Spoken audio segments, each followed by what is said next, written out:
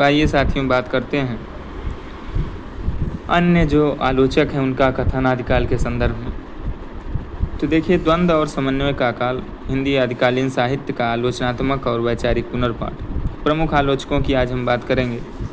Doctor Bachchan Singh, आचार्य रामस्वरूप चतुर्वेदी और doctor Ram Kumar Verma के निष्कर्षों का दृश्य विश्लेषण।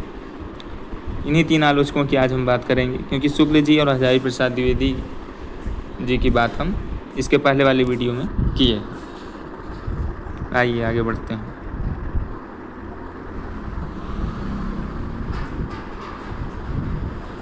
हिंदी क्षेत्र की ऐतिहासिक व्यापकता। आइए हम शुरुआत करते हैं आचार्य रामस्वरूप चतुर्वेदी जी के कथन से। आचार्य रामस्वरूप चतुर्वेदी जी का कथन है कि हिंदी क्षेत्र की व्यापकता का वास्तविक प्रमाण या तो आदिकाल में मिलता है या आधुनिक काल में। भक्ति काल और रीति काल का क्षेत्र अपेक्षा कुछ सिमट गया है। अपेक्षाकृत होगा साथियों, अपेक्षा कुछ लिखा गया है, मिसप्रिंट है, थोड़ा समझ लीजिएगा। कथन है कि हिंदी क्षेत्र की व्यापकता का वास्तविक प्रमाण या तो आदिकाल में मिलता है या आधुनिक काल में। भक्ति काल और रीति काल का क्षेत्र अपेक्षाकृत सिमट गया है। आचार्य रामस्वरूप चतुर्वेदी जी का यह कथन है। मैप के माध्यम से समझ लीजिए। देखिए, आदिकाल व्यापक भौगोलिक और वैचारिक क्षेत्र, भक्ति काल और रीति काल में अपेक्षाकृत सिमटा हुआ क्षेत्र, और आधुनिक काल में पुनः व्यापकता। आइए आगे बढ़ते हैं। अपभ्रंश की भाषाई और साहित्यिक नींव। डॉक्टर बच्चन सिंह जी के अनुसार काव्य रूपों के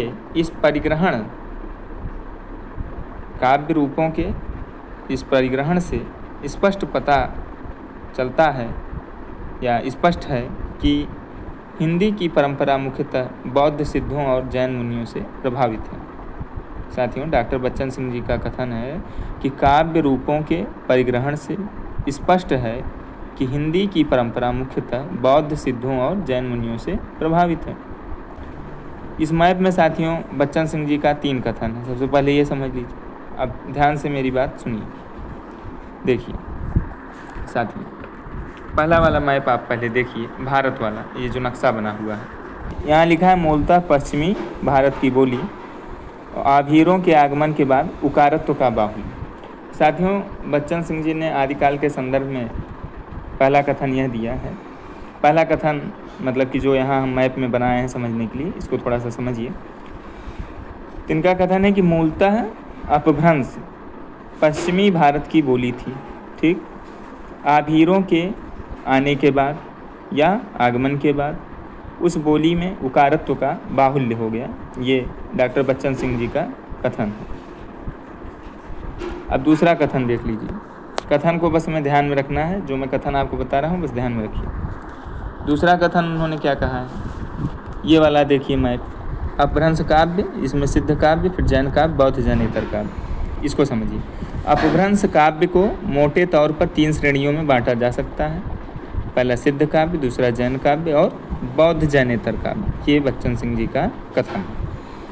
और उन्होंने फिर क्या कथन कहा, डॉक्टर बच्चन सिंह जी के अनुसार काव्य रूपों के परिग्रहण से स्पष्ट है कि हिंदी की परंपरा मुख्यतः बौद्ध सिद्धों और जैन मुनियों से प्रभावित है। बच्चन सिंह जी के हम तीनों कथनों की बात कर लिए। पहला कथन सुनिए ध्यान से। मूलतः अपभ्रंश पश्चिमी भारत की बोली थी। आभीरों के आने के बाद या आभीरों के आगमन के बाद उस बोली में उकारत्व का बाहुल्य हो गया। दूसरा हमारा कथन है कि अपभ्रंश काव्य को मोटे तौर पर 3 श्रेणियों में बांटा जा सकता है। पहला सिद्ध काव्य, दूसरा जैन काव्य और तीसरा बौद्ध जैनेतर काव्य। तीसरा बच्चन सिंह जी का कथन है कि डॉक्टर बच्चन सिंह के अनुसार काव्य रूपों के परिग्रहण से स्पष्ट है कि हिंदी की परंपरा मुख्यतः बौद्ध सिद्धों और जैन मुनियों से प्रभावित है। ठीक, आगे बढ़ते हैं। कर्मकांड से उन्मुक्ति, साहित्य का वास्तविक आरंभ। आचार्य रामस्वरूप चतुर्वेदी जी का कथन है, इसको थोड़ा सा देखिएगा। इन्होंने कहा कि किसी साहित्य के आरंभ की पहचान वहाँ की जा सकती है जहाँ वह धार्मिक कर्मकांड और रहस्य भावना से क्रमशः उन्मुक्त हो रहा है। आचार्य रामस्वरूप चतुर्वेदी जी का कथन है कि धार्मिक कर्मकांड और रहस्य भावना से साहित्यिक उन्मुक्ति, मतलब कि किसी साहित्य के आरंभ की पहचान वहाँ की जा सकती है जहाँ वह धार्मिक कर्मकांड और रहस्य भावना से क्रमशः क्या हो, उन्मुक्त हो रहा है। आगे बढ़ते हैं।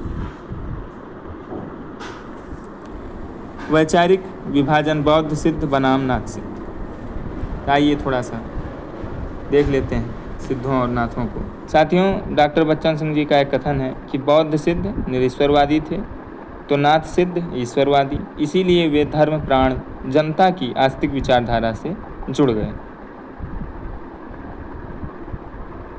तो ये कथन है बच्चन सिंह जी का नाथों के बारे में। और साथियों, एक उनका और कथन है कि बौद्ध सिद्धों की साहित्यिकता कैसा है, संदिग्ध है।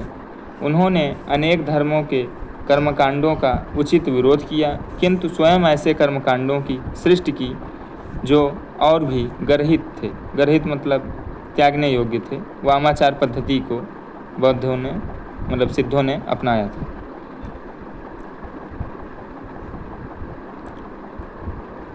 और साथियों, एक और बच्चन सिंह जी का कथन है कि तांत्रिक साधना सिद्धों का आविष्कार नहीं थी, वह बौद्धों, शैवों और वैष्णवों में समान रूप से फैली हुई थी या व्याप्त थी। तीन ही तीन कथनों को मिलाकर हम ये मैप बनाए हैं, तो इसमें देखिए समझिए। बौद्ध सिद्ध कैसे थे, निरीश्वरवादी थे, नाथ सिद्ध ईश्वरवादी थे। ये उनका ईश्वर के प्रति दृष्टिकोण हो गया दोनों का। फिर आते हैं जनता से जुड़ाव। तो जनता से जुड़ाव में बात करें तो बौद्ध सिद्ध संदेहास्पद थे, मतलब कि वामाचार पद्धति और गर्हित कर्मकांडों के कारण। लेकिन नाथ सिद्ध जो है उनका जनता से जुड़ाव ज़्यादा हो गया, क्योंकि धर्म प्राण जनता की आस्तिक विचारधारा से गहरा जुड़ाव हो गया। साहित्यिकता संदिग्ध है बौद्ध सिद्धों का, नाथ सिद्धों का अधिक प्रासंगिक है। विशिष्ट अंतर्दृष्टि।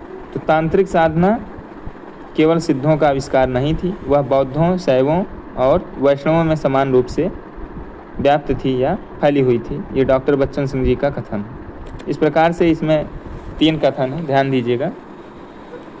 देखिए बच्चन सिंह जी के कथनों पे हम देखते हैं। तो बौद्ध सिद्ध निरीश्वरवादी थे तो नाथ सिद्ध ईश्वरवादी, इसलिए वे धर्म प्राण जनता की आस्तिक विचारधारा से जुड़ गए। पहला कथन ये है बच्चन सिंह जी का, जो इस पेज में है। ठीक।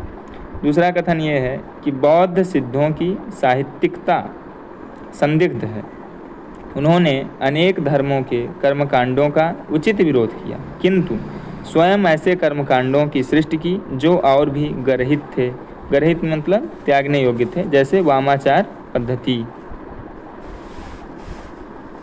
ठीक। फिर आते हैं इसमें तीसरा कथन कौन सा है। तो तीसरा कथन ये है, लास्ट वाला जो लिखा हुआ है, देखिए। तांत्रिक साधना केवल सिद्धों का आविष्कार नहीं थी, यह बौद्धों, शैवों और वैष्णवों में समान रूप से व्याप्त थी या फैली हुई थी। ये तीन कथन इसमें बच्चन सिंह का हो गया। अब आगे हम बढ़ते हैं। डॉक्टर बच्चन सिंह जी का ही कथन है ये भी, देखिए। चर्या पदों से भक्ति काल तक। तो बच्चन सिंह जी कह रहे हैं कि कबीर में जो उलटबासियाँ और सूर में दृष्टिकूट दिखाई देते हैं, कबीर में जो उलटबासियाँ और सूरदास में जो दृष्टिकूट दिखाई देते हैं, वे चर्या पदों में पहले से ही विद्यमान हैं, ऐसा डॉक्टर बच्चन सिंह जी कहते हैं। ठीक। ये देखिए कबीर की उलटबासियाँ और सूरदास के दृष्टिकूट पद, और इन दोनों का जो है दिखाई कहाँ देता है, तो चर्या पद। चर्या पद आदिकाल में है। ठीक।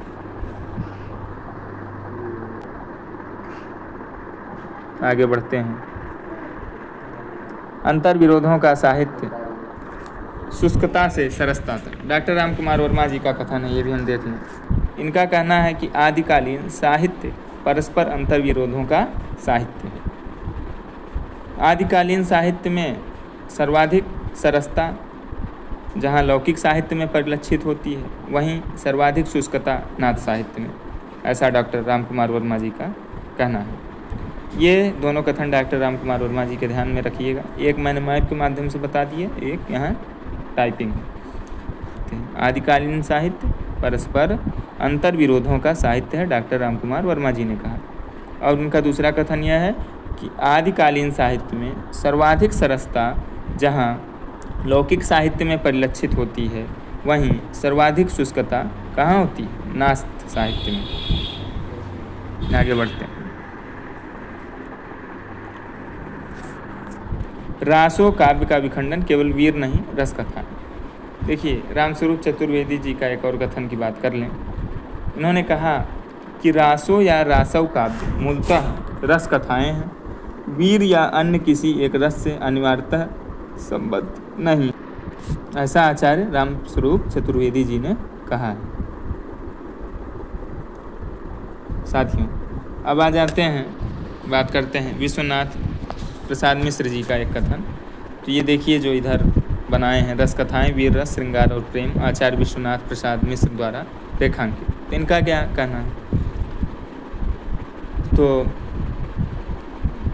आदिकालीन साहित्य मुख्यतया वीर रस मतलब कि प्रेम और वीर रस से ही संबंधित है।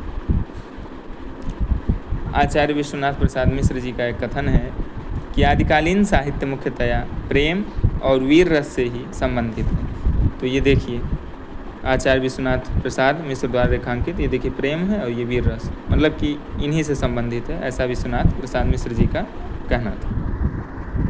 आगे बढ़ते हैं।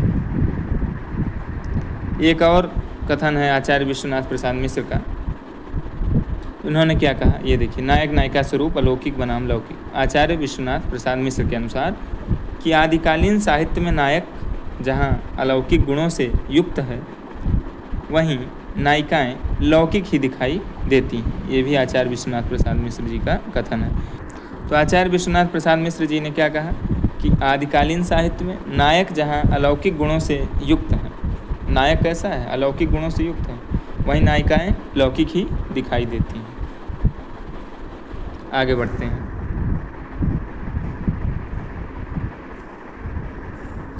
काव्यात्मक मिश्रण का भौगोलिक अक्ष, ये थोड़ा सा देखिएगा।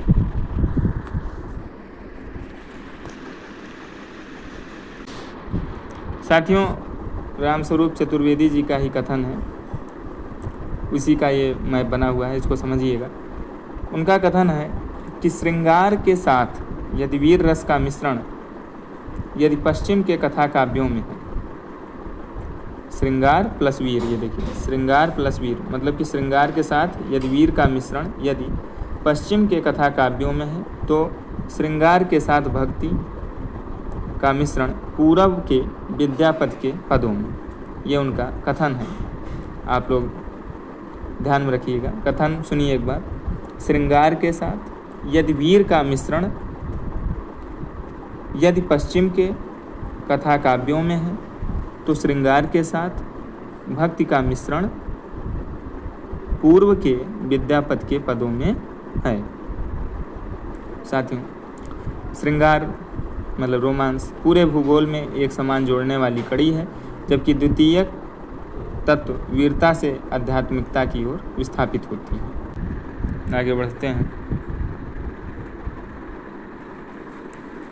आदिकाल की सर्वोच्च उपलब्धि द्वंद्वों का समाहार, एक रामस्वरूप चतुर्वेदी जी का एक और कथन है, उसे भी देख लीजिए। उन्होंने कहा कि आदिकालीन कवि धार्मिकता और ऐहिकता, वीर और श्रृंगार, ईश्वरत्व और मनुष्यत्व के द्वंद्वों का समाहार करने में संलग्न दिखाई देता है।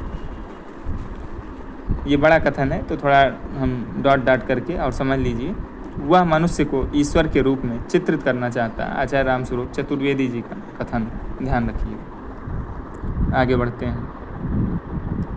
डॉक्टर बच्चन सिंह जी का एक और कथन है, इसको अंत में हम लोग देख के समाप्त करते हैं। डॉक्टर बच्चन सिंह जी ने कहा कि हिंदी साहित्य का इतिहास हिंदी जाति का इतिहास है। हिंदी साहित्य का इतिहास हिंदी जाति का इतिहास है। डॉक्टर बच्चन सिंह जी ने कहा अंततः साथियों मैं अपनी वाणी को विराम देना चाहूँगा। आप सभी का बहुत बहुत धन्यवाद। आप सभी इतनी देर तक बने रहे। जो भी आदिकाल के संदर्भ में प्रमुख आलोचक थे उनकी हमने चर्चा कर ली है। इसके पहले वाले वीडियो में आचार्य रामचंद्र शुक्ल और आचार्य हजारी प्रसाद द्विवेदी जी की बात की। इस वीडियो में हमने डॉक्टर बच्चन सिंह और आचार्य रामस्वरूप चतुर्वेदी जी एवं उसके अतिरिक्त डॉक्टर राम कुमार वर्मा जी की बात की और 2 कथन हमने विश्वनाथ प्रसाद मिश्र जी के देखा। अतः साथियों मैं आपसे फिर नेक्स्ट वीडियोज़ में मिलूँगा।